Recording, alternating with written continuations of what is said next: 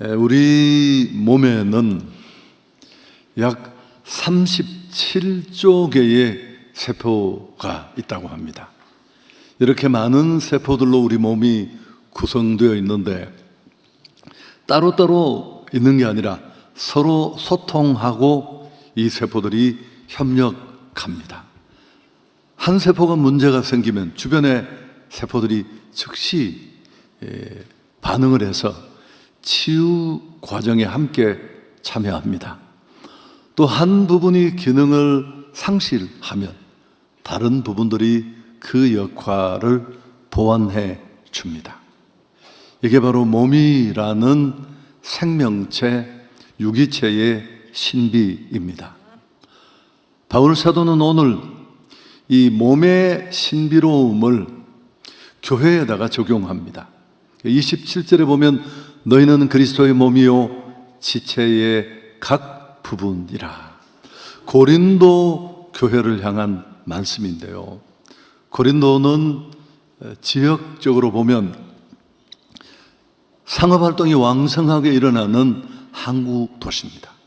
그렇지만 그 내면을 들여다보면 교회는 분열과 다툼으로 신음하고 있었습니다.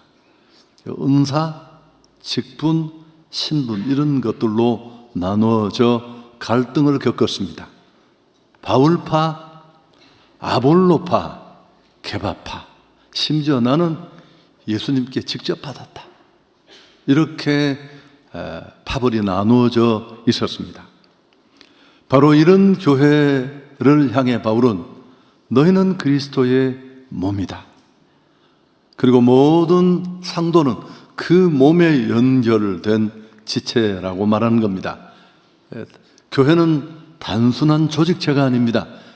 생명체고 유기체입니다. 하나님은 우리에게 구원의 은총을 주시고 성도로 부르실 때 혼자 그렇게 신앙생활을 하도록 부르지 않으셨습니다. 그리스도의 몸인 교회 공동체 안에서 연결되고 또 서로 돌보고 함께 지어져 가도록 그렇게 우리를 부르셨습니다. 오늘 말씀을 통해 참된 공동체의 모습을 살펴보면서 나를, 교회로서 나를 한번 진단해보는 그런 시간이 되었으면 좋겠습니다. 25절 앞부분에 몸 가운데서 분쟁이 없다. 첫 번째, 예수 그리스도는 머리에 그 몸으로 붙어있는 생명체, 유기체, 몸으로서의 교회는 분쟁이 없어야 한다. 이 분쟁이라는 단어를 성경이 사용했는데 원래 이 말은 천이나 옷이 찢어진 상태를 말합니다. 어떤 정당한 이유라도 몸으로서의 교회인 이 생명체가 나누어지고 분열되면 이건 몸을 찢는 것과 같다라는 것입니다. 여러분, 이게 얼마나 무서운 얘기입니까? 죄로 갈갈이 찢겨지고 나누어진 우리, 예수님 십자가의 죽으심으로 우리를 하나 되게 하시고, 적어도 이 교회 공동체는 그 하나됨을 세상에 보여주는 모델 하우스 같은 곳인데 어떤 이유로도 이 교회를 나누어지게 한다면 그건 그냥 단순한 의견 충돌이 아니에요. 예수 그리스도의 몸을 찢는 행위입니다. 그래서 여러분, 파벌, 편가르기 정말 문제입니다. 존 메가더는 교회 분쟁은 그리스도의 몸의 암세포와 같다. 우리 몸에 그 많은 세포가 있는데 어떤 세포는 돌연변이해서 세포는 정상적으로 생성사멸의 과정을 겪고 사라지는데 계속 몸집을 키우면서 다른 세포의 영양분을 다 빼앗아 먹고 심지어 선말대를 보내서 먼 곳에 있는 영양분을 다 독식합니다. 그리고 마침내 몸을 죽음으로 몰고 가는데 여러분, 참 우리가 기억해야 될 건 그 몸이 죽으면 암자기도 죽는 거예요. 예수 그리스도의 피로 값주고 산 교회를 어떤 정당한 이유가 있더라도 찢고 와야 하면 여러분 지가 죽는 거예요. 잊지 마시기를 바랍니다. 하나님의 교회를 향한 가장 큰 뜻은 하나됨입니다. 우리가 하나 된 것 같이 저희가 하나 되게 해 주옵소서. 이 교회를 이렇게 보면 참 간단하지 않습니다. 너무 다양한 사람들이 커트라인도 없이 모여 있어요. 평안한 게 그게 정상이 아닙니다. 부부가 싸워요, 안 싸워요? 네, 싸웁니다. 안 싸운다는 분이 있는데 조사를 좀 해봐야 돼요. 제가 이런 표현은 몇 번 썼잖아요. 교회는 지금 공사 중입니다.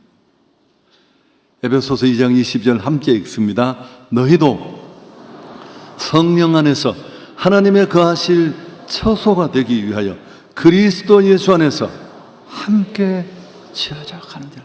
지금 공사 중입니다. 이 목사조차도 구원은 받았지만 하나님의 아들 딸이 되었지만 그분을 내 아버지라고 부르지만 그런 자답게 거룩하게 조금씩 변화되어 가는 과정에 있습니다. 공사 중 묘한상. 그럼 예수님이 보여야 돼요. 아이고 지도 힘들겠다. 어쩌다가 한 번씩 그래도 괜찮은 모습을 보이면 격려하고 축복하는 그런 공동체가 되기를 바랍니다. 두 번째는 25절 뒷부분에 보면 오직 여러 지체가 서로 같이 돌보게 하셨다. 서로 돌보는 관계가 정말 유기체로 생명체로서의 교회의 모습이에요. 여러분, 이 돌본다는 동사를 꼭 기억할 필요가 있는데, 이 메림나오는 슬쩍 보는 게 아니고 마음을 써서 염려하고 관심을 갖는 것입니다. 마치 어머니가 자녀를 바라보고 걱정하며 돌보듯이. 근데 중요한 건 그 문맥을 자세히 읽어보면 오직 여러 지체가 서로 같이 돌보게 하셨느니라. 그렇게 하신 분이 하나님이신 줄 믿습니다. 교회는 돌봄 센터예요. 문제도 많고 사건도 많고 그걸 막 지적질하고 저게 뭐야 그러는 데가 아니라 그 약함을 돌봐주는 것. 이건 선택의 문제가 아니고 역할의 문제고 교회에 주어진 사명입니다. 저는 공동체 예배의 중요성에 대해서 시간 될 때마다 많이 얘기했습니다. 오늘 나는 3부 예배를 잘 드리고 있고 또 우리 아이도 주일학교 예배를 드렸어요. 우리 예배가 성공했다고 생각하지 마십시오. 그건 개인의 예배는 완성되었을지 모르지만 오늘 드려지는 예배가 우리 공동체 예배가 있는 겁니다. 예수 그리스도의 몸에 매달린 한성교회라는 이 공동체 전체의 예배도 우리 안에 남아 있어야 합니다. 김 집사가 예배 왔을까? 아픈 그 형제 얼굴이 보이지 않는데, 목사님 죄송한데 나는 이때까지 교회 오면서 한 번도 그런 생각을 해본 적이 없습니다. 괜찮습니다. 오늘 고치면 되니까. 우리 한성교회는 아주 큰 교회는 아니지만 이미 수십 명의 교육자들이 여러분을 돌볼 수 있는 그 한계를 이미 뛰어넘었어요. 그래서 어쩔 수 없이 우리가 궁여지책, 이 표현은 좋지 않은가, 만들어진 게 다락이라는 작은 공동체입니다. 그 규모는 케어할 수 있을 만한 범주 안에 만들어진 겁니다. 모여서 성경 공부하는 게 다가 아니에요. 제가 늘 그럽니다. 선장님들은 목자입니다. 목자. 목사와 목자는 딱 진짜 한 끗 차이에요. 그 목자의 가장 중요한 사명은 케어입니다. 먹이는 사역도 하지만 양을 잃어버린 목자는 책임을 면할 기회가 없다. 그걸 어떻게 설명하겠어요? 그래서 서로 돌보는 것. 한 걸음 더 나가서 26절에 보면 만일 한 지체가 고통을 받으면 모든 지체도 함께 고통을 받고, 너무 당연한 얘기입니다. 몸에 함께 신경으로 몸으로 연결되어 있는데 한 지체가 아프면 그 아픔을 당연히 나도 느낍니다. 이가 아프면, 최근에 치과가 많이 이렇게 임플란트나 등등 기술이 발전해서 그렇지, 과거에 저희 어머님 아버님 때 보면 이 아프면 밤새 알아요. 잇몸 다 붓고 말도 못하고 잠을 못 자고 밥을 못 먹는 건 너무 당연한 일입니다. 몸의 한 부분이 고장이 났는데 어떻게 전신이 반응을 하지 않겠습니까? 갑작스러운 질병, 참 말 못할 사정으로 기막힌 일을 당한 우리 지체들 얘기를 들을 때마다 여러분 마음이 아프고 기도가 나오고, 없는 시간을 내어서라도 전화 한 통, 카톡 하나 보내고, 이런 것들이 교회 안에 반드시 일어나야 합니다. 그건 지극히 당연합니다. 이런 감각이 내 안에 있어야 합니다. 뿐만 아니라 기쁨도 함께 나옵니다. 26절 하반절을 함께 읽습니다. 한 지체가 영광을 얻으면 모든 지체가 함께 기뻐한다. 슬퍼하는 걸 함께 나누는 것을 뛰어넘어 기쁨도 함께 나눕니다. 이 뒤에 게 어렵다는 거 알겠죠? 우리는 예상외로 시기심도 많고 그런 게 있습니다. 사촌이 아니라 누구든지 논을 사면 배를 만집니다.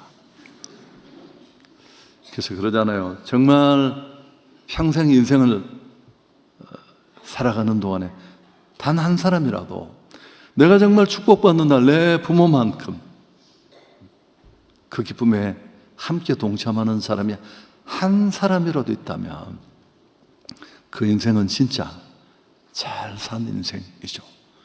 쉬운 일은 아니지만, 그렇지만 교회는 그렇게 해야 합니다. 왜냐하면 너희는 예수 그리스도라는 몸에 매달려 있는, 그 머리에 매달려 있는 몸이고 너희는 각 지체다. 이 말은 비유가 아니에요. 실제입니다. 우린 예수 그리스도의 피로 십자가로 하나 된 줄 믿습니다. 연결되어 있어요.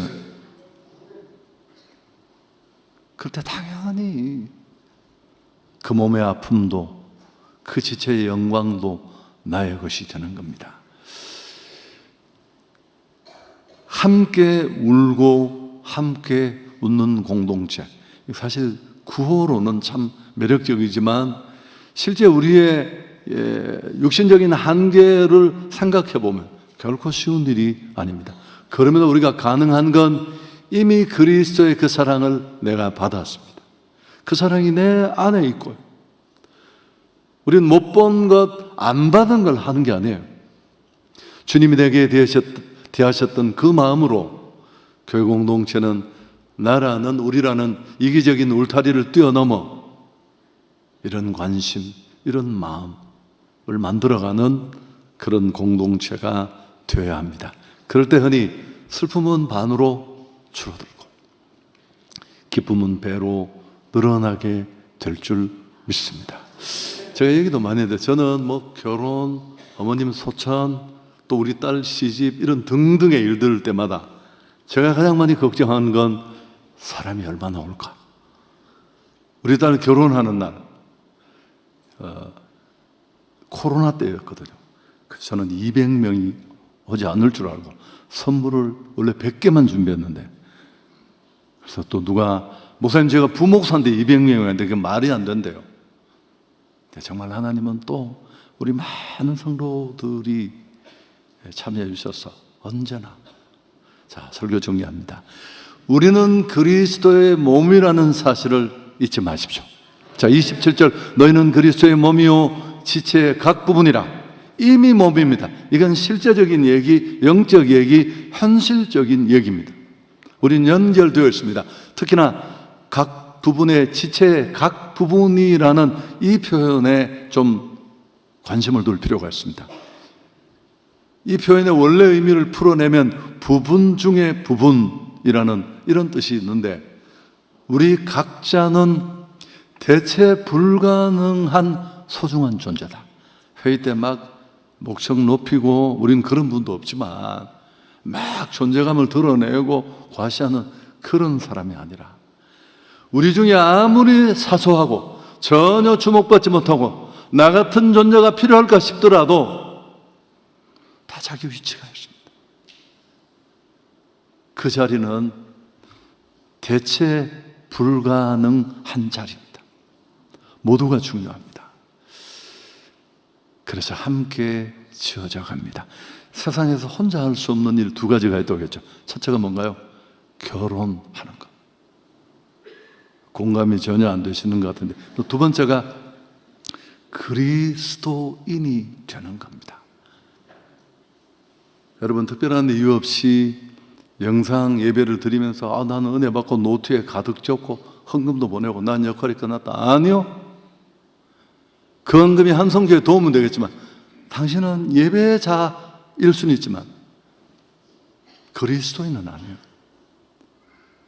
여러분, 그리스도인이 된다는 건 공동체에 매달려 있을 때, 연결되어 있을 때 그 정체성 안에서 우리의 상도됨은 그때 비로소 드러나는 겁니다. 함께 아파하고 함께 돌보고 함께 웃고 자식을 키워보면 어떤가요? 우리 집 얘기만은 아닐 겁니다. 그 딸은 뭐 이렇게 좀 정도 있는 거, 아들은 진짜 인생에 별로 도움이 안 돼요. 그냥 이렇게 기도할 때 한번 생각, 약간 든든한 것도 별로 도움이 안 돼요. 우리 와이프는 나한테도 상처하면 아들한테 상처 다 받아. 근데 서운할 일 하나도 없습니다.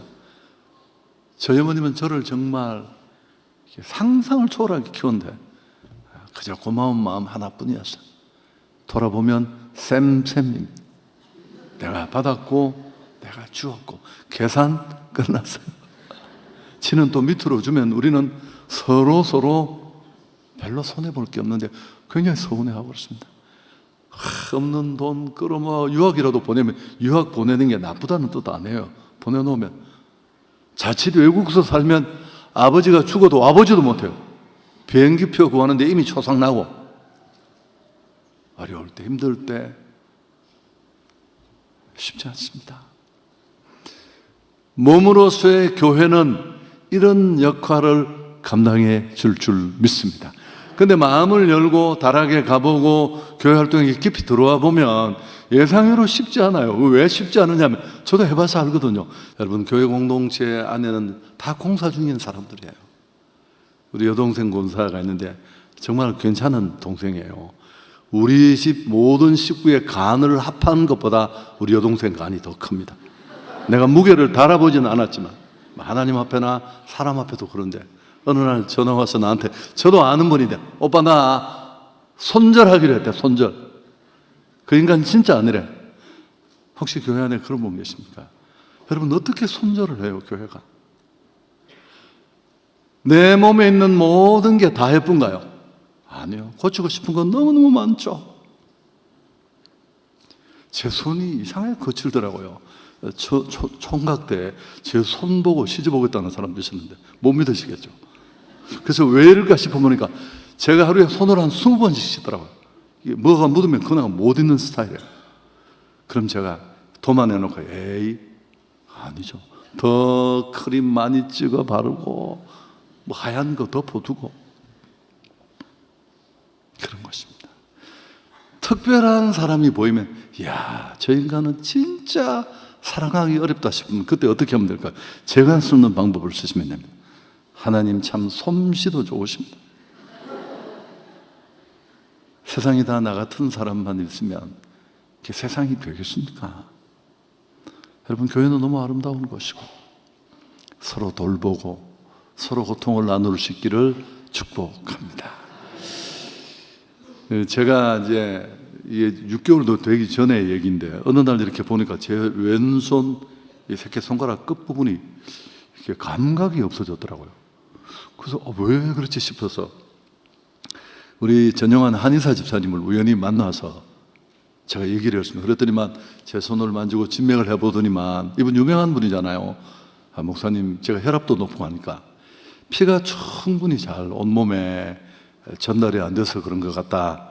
그리고 잊어버렸는데 약을 지어서 보내주셔서 먹고 나았어요. 난 줄도 몰랐어요. 안 아프니까 감각을 찾아서. 여러분, 저는 오늘 이 설교가 영적으로 건강 진단 받는 시간이었으면 좋겠다, 그런 생각을 개인적으로 했습니다. 나나 예배 드리고 설교 말씀에 은혜 받고 총알같이 사라지고, 그건 진짜 교회의 모습은 아닙니다. 공동체 가까이 나가보면 예상외로 어려운 일이 많아요. 충돌도 하고 어려움도 겪고. 그래도 포기하시면 안 됩니다. 그 고비를 넘어가면 이런 연결된 관계의 축복 속으로 나가게 될 줄 믿습니다. 세상에 얻을 수 없는 따뜻함. 어느 자식이 부모를 그렇게 애절합니까? 여러분, 아이들은 우리를 만나면 엿기 들고 있는 거하고 똑같아요. 그것들이 오자마자 시계를 보잖아요. 30분만 있다 가겠다고. 그 친구들이 힘이 드는 거예요. 우리는 우리끼리 잘 지내야 합니다. 당장 다락으로 가시기를 바랍니다. 주님의 몸된 교회는 정리하겠습니다. 고독과 분열의 시대에 하나님이 주신 놀라운 대안입니다. 현대인들이 얼마나 외롭고 고독해요. 그렇게 많은 사람들, 그렇게 많은 것들을 누리고 있지만 여전히 외로워서 혼자 사는 법을 연구하고, 그게 쉽지 않습니다. 그런데 바로 이런 고독과 분열의 시대에 교회는 제 기능을 한다면 하나님이 우리에게 주신 대안이 될 것입니다. 분쟁으로 찢어지는 곳이 아니라 서로 보듬고 케어해주고 괜찮다 괜찮다, 위로와 격려를 가지고 서로 깊이 돌보는 그런 곳, 각자 고생하는 것이 아니라 아픔에 기쁨에 함께 울고 웃는, 그래서 정말 하나님과 연결되어 있구나, 그런 공동체이구나를 보여줄 수 있는, 여러분, 나 홀로 신앙은 없습니다. 솔로 나라 요새 많이 보지만 솔로 크리스찬은 이미 하나님으로부터 끊어졌을 수 있어요. 그래서 제가 여러분에게 꼭 드리고 싶은 도전은, 다락방에서 다 연락이 가거든 못 이긴 척하고 가시면 됩니다. 자기 발로 자수하는 일은 쉽지 않으니까. 그래서 처음에 한두 번 좀 부딪히고 아파하더라도 그 고비를 넘기시면 돼요. 제 아내와 제가 친하게 지내는 목사님 있다고 했죠. 근데 이제 만나면 우리도 문제가 있지만 그분도 만만찮아요. 굉장히 부정적이세요. 제 와이프가 우리 그만 만나자죠. 여보, 나 가면 힘 빠져서 못 가겠더라. 그래서 제가 뭐라고 했다고요? 여보, 우리가 이 사람들을 사귄 지가 30년이 넘었다. 아니, 친구가 그냥 만들어지는 줄 아느냐. 죽는 자리에서도 봐야 될 사람인데 이 고비를 넘어가야 된다. 여러분, 근데 그 고비를 딱 넘기고 나면 정말 제가 힘들면 그분을 만나요. 제 와이프가 뭐라고 한다고요? 막 그 만나고서 차를 몰면서 조는 걸 보고 저를 툭툭 치면서 한마디 합니다. 어떻게 사람의 위로가 좀 위로가 되십니까? 여러분, 저는 목사지만 동역자를 만나서 막 받는 그 위로가, 제가 그 많은 피곤을 감내하면서도 주는 것 받는 것 계산하지 않고, 그래도 이 십자가 밑에 오늘 다락을 중심으로 하는 좋은 공동체가 많이 일어나서 그 예수 그리스도 머리 되신 그분의 뜻을 따라 선교까지 함께하는 아름다운 역사가 교회 안에 있기를 축복합니다.